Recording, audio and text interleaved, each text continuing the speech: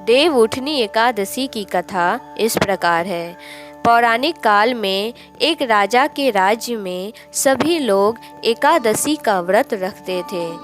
राजा, प्रजा तथा नौकर चाकरों से लेकर पशुओं तक को एकादशी के दिन अन्न नहीं दिया जाता था। एक दिन किसी दूसरे राज्य का एक व्यक्ति राजा के पास आकर बोला, महाराज, कृपा करके मुझे नौकरी पर रख दें। तब राजा ने उसके सामने एक शर्त रखी कि ठीक है, रख लेते हैं, किंतु रोज तो तुम्हें खाने को सब कुछ मिलेगा, पर एकादशी के दिन अन्न नहीं मिलेगा।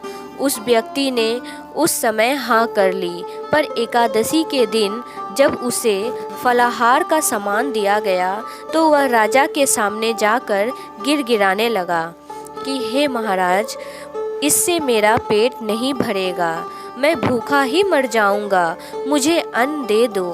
राजा ने उसे शर्त की याद दिलाई, पर वह अन्न छोड़ने को राजी नहीं हुआ। तब राजा ने उसे आटा, दाल, चावल आदि दिए। वह नित्य की तरह नदी पर पहुंचा और स्नान कर भोजन पकाने लगा।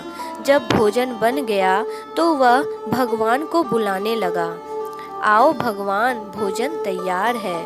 उसके बुलाने पर पीताम्बर धारण किए भगवान चतुर्भुज के रूप में आ पहुँचे तथा प्रेम से उसके साथ भोजन करने लगे।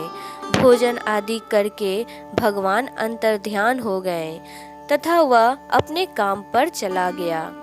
15 दिन बाद अगली एकादशी को वह राजा से कहने लगा कि मुझे 15 दिन बाद अगली एकादशी को वह राजा से कहने लगा कि हे महाराज, मुझे 2 गुना सामान दीजिए। उस दिन तो मैं भूखा ही रह गया।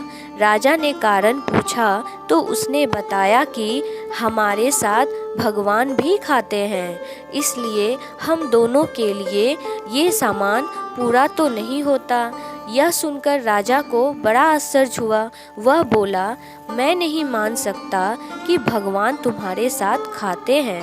मैं इतना व्रत रखता हूँ, पूजा करता हूँ, पर भगवान ने मुझे कभी दर्शन नहीं दिए।